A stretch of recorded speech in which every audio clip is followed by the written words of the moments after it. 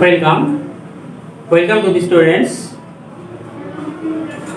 Success coaching centre থেকে। আমি কিছু মডেল কোশ্চেন নিজস্ব মডেল কোশ্চেন কিছু তোমাদের দিয়েছি এবং সেগুলো সলভ আমি করে দিচ্ছি, তোমরা অঙ্কগুলো দেখবে। ঠিক আছে, 1 নম্বর অঙ্ক যেটা আছে, একটি বর্গক্ষেত্রের ক্ষেত্রফল 900 বর্গমিটার এর সমান পরিসীমা বিশিষ্ট একটি আয়তক্ষেত্রের প্রস্থ 25 মিটার হলে আয়তক্ষেত্রটির ক্ষেত্রফল নির্ণয় করো। তাহলে প্রথমে জানতে হবে আমাদের বর্গক্ষেত্রের ক্ষেত্রফল দেওয়া আছে, বর্গক্ষেত্রের কি বার করতে হবে? পরিসীমা বার করতে হবে। এখন পরিসীমা বার করতে গেলে কি করতে হবে? না, বাহুর দৈর্ঘ্যটা জানতে হবে। আমরা জানি যে বর্গক্ষেত্রের ক্ষেত্রফল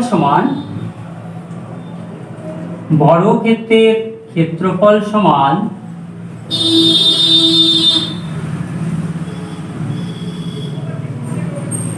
বাহু গুণিত বাহু, বাহুর দৈর্ঘ্য গুণিত বাহুর দৈর্ঘ্য। তাহলে ক্ষেত্রফলটা যদি 900 বর্গমিটার হয় তাহলে বাহুর দৈর্ঘ্যটা বার করে নেবো। আমরা ওদের বর্গমূল করতে হবে, অর্থাৎ উৎপাদক সাহায্যে আমরা কি করবো? বর্গমূল করে নেবো।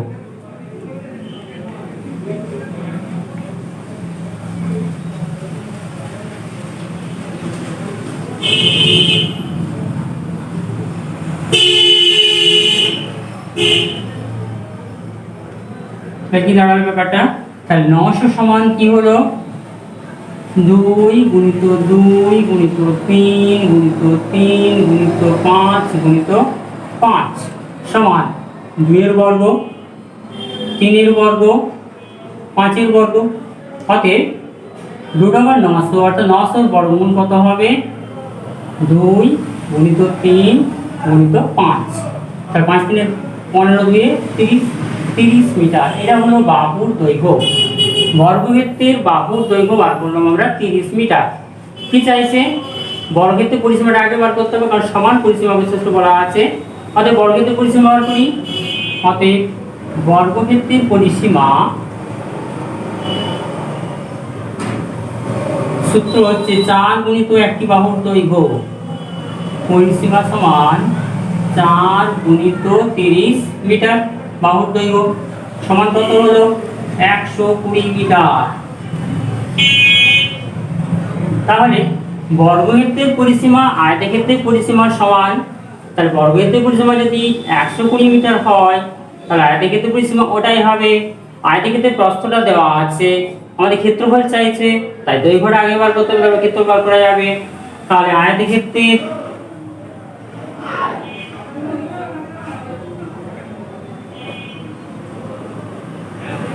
দৈর্ঘ্য সমান অর্ধ পরিসীমা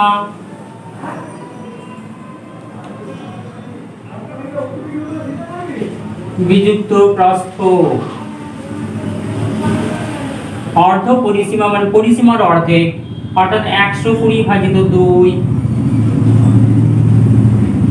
বিযুক্ত প্রস্থ হচ্ছে কত বলেছে? 25 মিটার সমান 60 বিযুক্ত 25 সমান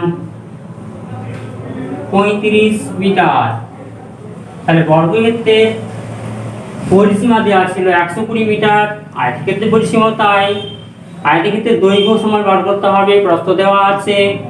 দৈর্ঘ্যের সূত্র কি? অর্ধ পরিসীমা বিযুক্ত প্রস্থ, অর্থাৎ পরিসীমার অর্ধেক 120 ভাজিত 2। অর্ধ পরিসীমা হলো বিযুক্ত প্রস্থ 25, কত হলো? 60 বিযুক্ত 25 সমান হচ্ছে 35 মিটার। তাহলে আয়তক্ষেত্রের দৈর্ঘ্য পেয়ে গেলাম, প্রস্থও দেওয়া আছে। চাইছে কি? আয়তক্ষেত্রটির ক্ষেত্রফল। অতএব আয়তক্ষেত্রের ক্ষেত্রফল, অতএব আয়তক্ষেত্রের ক্ষেত্রফল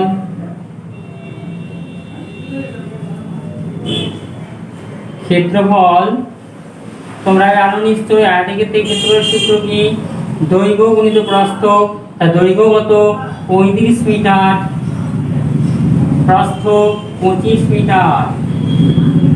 ঠিক আছে, তাহলে গুণ করলে কি হচ্ছে? বর্গমিটার হয়ে যাবে। মিটার মিটার গুণ করলে বর্গমিটার হয়।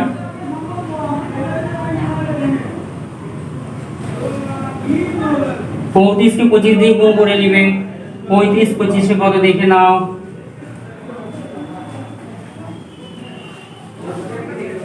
5 7 7 8 অর্থাৎ 875। তাহলে 875 বর্গমিটার, এটি হলো অ্যান্সার। তাহলে আয়তক্ষেত্রটির ক্ষেত্রফল কত হবে? 875 বর্গমিটার। ঠিক আছে, আরেকবার বলি, বর্গক্ষেত্রের ক্ষেত্রফল 900 বর্গমিটার। তাহলে বর্গক্ষেত্রে বাহুর দৈর্ঘ্য চাইছে, প্রথম বাহুর দৈর্ঘ্য না বার করলে পরিষ্কার বার করা যাবে না। তার ক্ষেত্রফল সমান বাহু গুণিত বাহু, তাই আমরা উৎপাদকের সাথে বর্গমূল করে নিলাম। বর্গমূল কত হলো? 30 বেরোলো। 30 হচ্ছে কি বাহুর দৈর্ঘ্য, তাই পরিসীমা হচ্ছে তার 4 গুণ, 4 দিয়ে গুণ 120 মিটার। দৈর্ঘ্য হচ্ছে কি অর্ধ পরিসীমা বিযুক্ত প্রস্থ, আয়তক্ষেত্রে প্রস্থ দেওয়া আছে, দৈর্ঘ্য বার করতে হচ্ছে, তাই প্রস্থ দেওয়া থাকলে দৈর্ঘ্য বার করলাম, 35 মিটার হলো। এবারে ক্ষেত্রফল কি? দৈর্ঘ্য গুণিত প্রস্থ, তাই 35 × 25 = 875 বর্গমিটার হলো। অঙ্কটা 2 নম্বর দাগে, একটি পোল্ট্রিতে 4000টি মুরগির 360 দিনের খাবার মজুদ ছিল। 100 দিন পর আরও 1000টি মুরগি আনা হলো। তখন ওই মজুদ খাবারে মুরগিগুলির কতদিন চলবে? কতগুলো মুরগি ছিল? 4000টি। কত দিনের খাবার ছিল? 360 দিনের। কতগুলো আবার আনা হলো? 1000টি। কতদিন পর? 110 দিন পর। তাহলে আমরা কি করবো? ওইগুলি অঙ্ক আমি শিখিয়েছি আগের ক্লাসে। যারা সাকসেস কোচিং সেন্টারের চ্যানেল দেখো তারা বুঝতে পারবে। হ্যাঁ, তার আগের ক্লাস দেখবে, ওই কি অঙ্ক করানো হয়েছে, সেই অঙ্কের মধ্যে আরেকটা অঙ্ক দিয়েছি, সেটা দেখাচ্ছি। প্রথমে আমরা কি করে নেবো? সমস্যাটি বার করে নেবো। সব থেকে সমস্যাটি হলো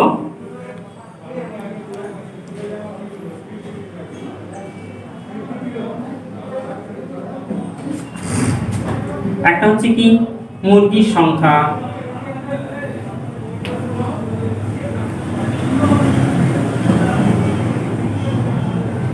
মুরগির সংখ্যা ব্র্যাকেটে টি, আর লিখবে দিন সংখ্যা।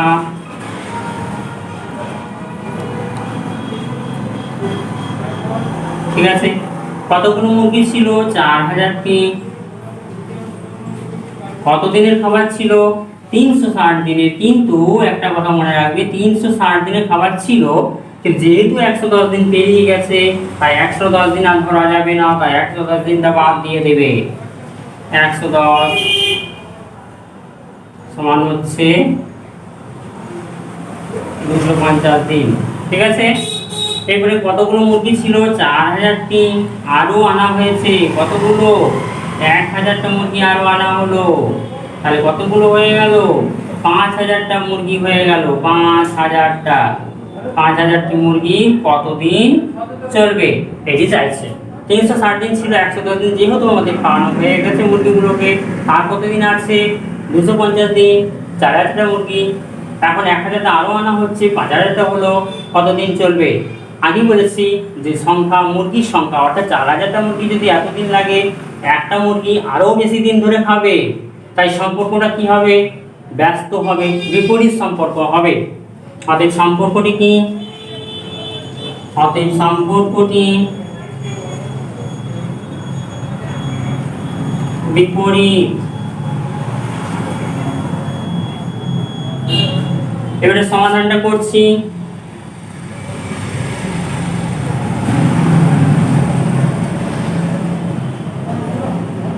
চার 4000টি মুরগির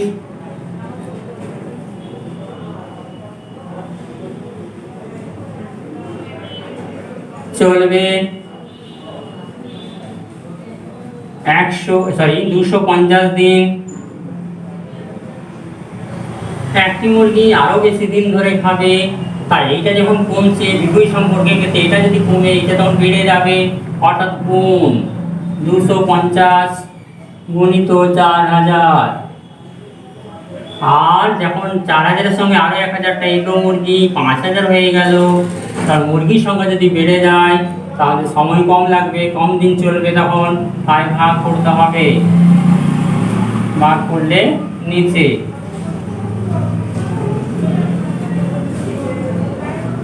ঠিক আছে, 0 0 কাটলাম, 25 আর কি 25, 25 2 50। হ্যাঁ, 25 2 50, 0 আছে লিখে নাও। 20 হলো, 20 সঙ্গে এটা কেটে দাও, 2 20 2 40, দুটো 0, অর্থাৎ কত হলো? 200 দিন। ঠিক আছে, অতএব উত্তরটি কি লিখবে? তখন ওই মজুদ খাবারে মুরগিগুলির, অতএব ওই মজুদ খাবারে মুরগিগুলির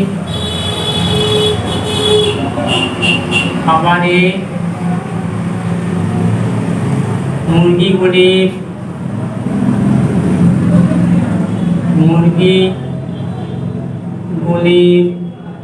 200 দিন চলবে।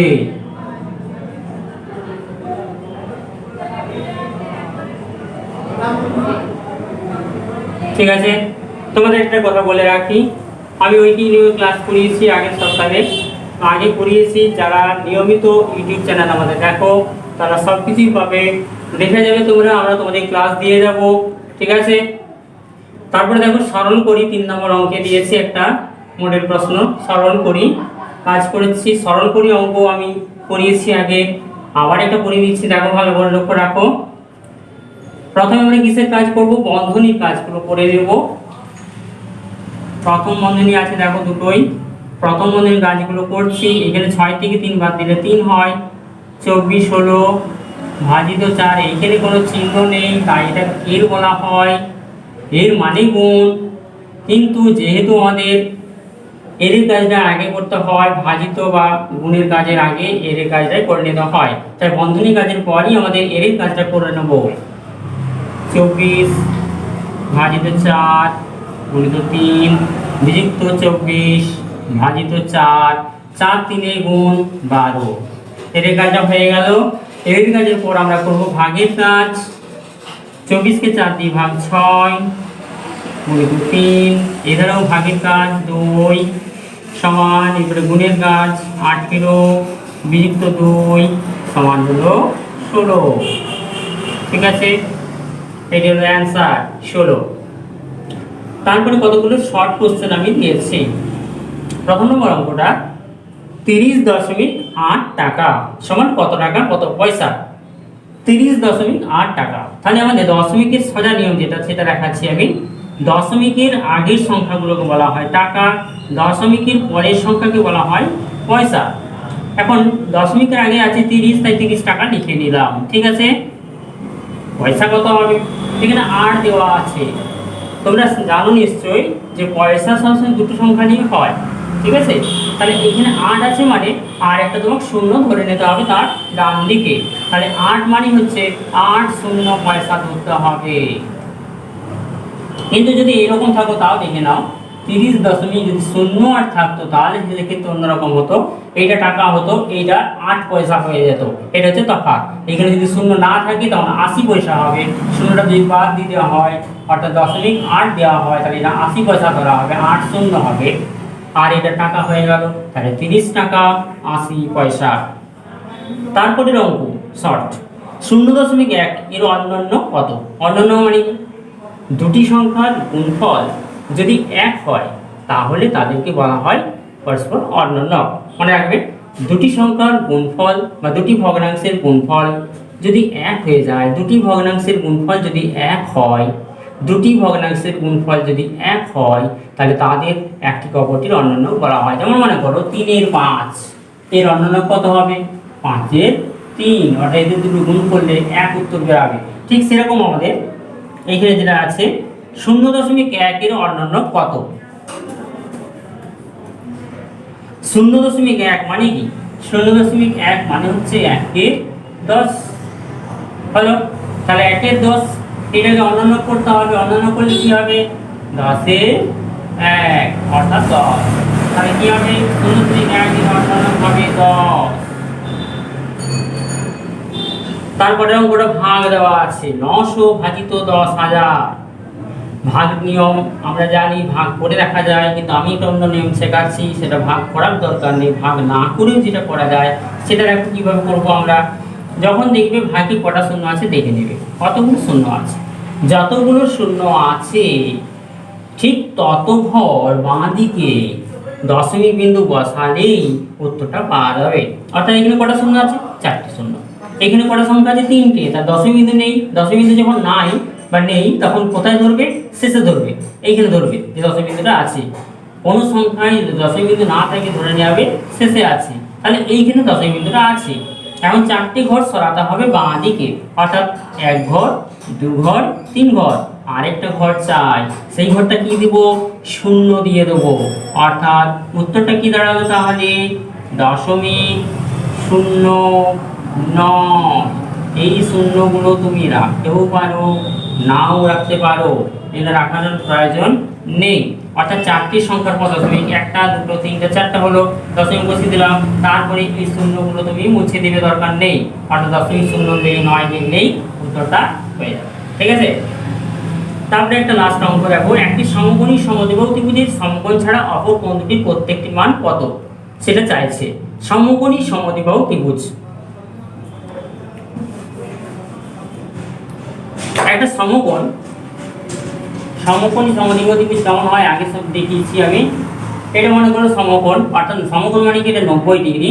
ঠিক আছে, অর্থাৎ অপর দুটি যদি আমার সমান হতে হবে, এই যেহেতু আমাদের বাহু দুটো সমান, অর্থাৎ এইখান থেকে এতটা যে মাপ, এইখান থেকে অতটা তাই মাপ হবে, দিয়ে যোগ করতে হবে। তাহলে সেটা কি হলো? সমকোণী সমদ্বিবাহু ত্রিভুজ হয়ে গেল। একটা ত্রিভুজে 3টে কোণের সমষ্টি হচ্ছে 180 ডিগ্রি। কারণ 3টে কোণের সমষ্টি যদি 180 ডিগ্রি হয়, একটা সমকোণ বলে সেটা 90 ডিগ্রি হয়ে গেল। আর কত রইল? 180 থেকে তুমি বাদ দাও, কত থাকছে? 180 থেকে 90 বাদ দিয়ে দাও। 90 বাদ দিলে কত হচ্ছে? 90 ডিগ্রি হচ্ছে। তাহলে 90 ডিগ্রি কোটা হবে, এই দুটোর সমষ্টি হবে 90 ডিগ্রি। যেহেতু আমাদের সমকোণী সমদ্বিবাহু ত্রিভুজ, অর্থাৎ এই দুটো বাহু সমান, তাই এই দুটো কোণও সমান হবে। অর্থাৎ এটাকে সমান 2 ভাগ করে দেবো আমরা। অর্থাৎ 90 কে 2 ভাগ করে দাও, তাহলে কত হচ্ছে? 45। অর্থাৎ প্রত্যেকটি কোণের মান কত হলো? 45 ডিগ্রি করে। অর্থাৎ একটি সমকোণী সমদ্বিবাহু ত্রিভুজের সমকোণ ছাড়া অপর কোণ দুটির প্রত্যেকটি মান হচ্ছে 45 ডিগ্রি। ঠিক আছে, ওকে। আজকে এই মডেল কোশ্চেন করে তোমাদের দিলাম। আবার আমি পরের সব ক্লাসে মডেল কোশ্চেন তোমাদেরকে দেব, তোমরা ফলো করবে, ইউটিউব চ্যানেল দেখবে। হ্যাঁ, ঠিক আছে।